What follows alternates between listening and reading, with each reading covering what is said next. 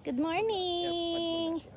Nandito kami sa Joshua Street. We're entering.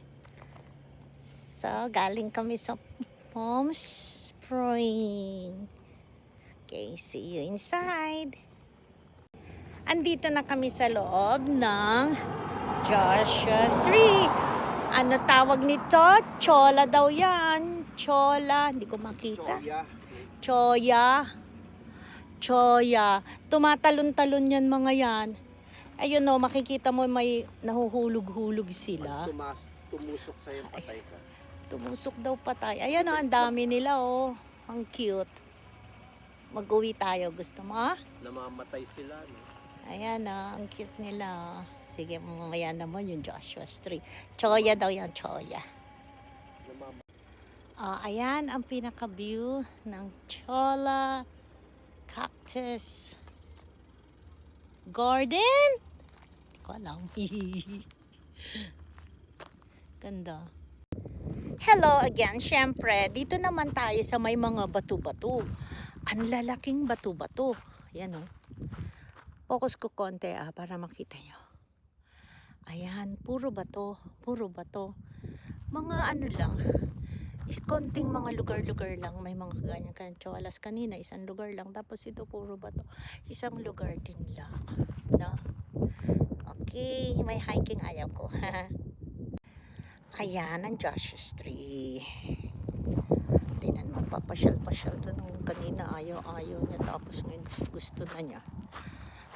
Lapit-lapit pa siya doon sa mga bato. Sige, bahala siya dyan. Parang mga pinagpatong-patong na mga bato-bato lang.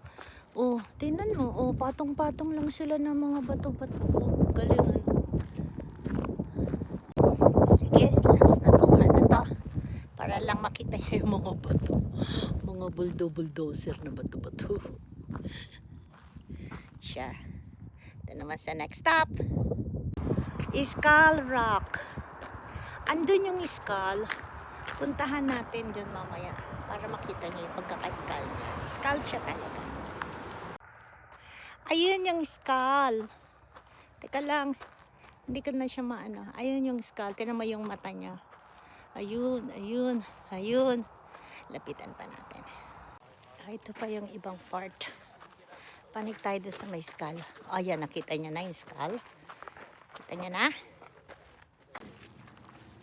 Oh, ayan na.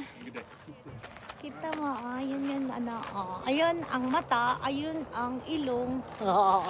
Thank you so much. Ayan pala ang Joshua Street. Mali, correction dun sa sinabi ko kanina. Akala ko ito. Mali! Yung mga Joshua Street pala. Yung may mga sa tok-tok-tok-tok. Mali. Ang kapaligiran. Wow. Iwan na ako. Nag-start na siya ng car. Ganun lang. Goodbye. Ayan, malalaki. Na Joshua Street. Dito pa lang may mga malalaki. Dito naman daw, Hall of Horror. Hindi ko alam kung bakit siya naging Hall of Horror. Ihisa na ako. Nakalak naman. So, sa ibang destination na lang. Kain kami dito sa kitchen in the desert. Madami naman kumakain din. So, tingnan natin kung anong food na ma-offer nila. Pauwi na kami mamaya after this. Ayan, punta naman tayo sa sign ng end of the world. Anong nangyari? Parang naging end of the world nga. Nagkanda hulog-hulog na yung mga letters. Try natin itayo. Kung mabigat, hindi. Kung maspeyado mabigat yan kasi syempre, tingnan lang natin.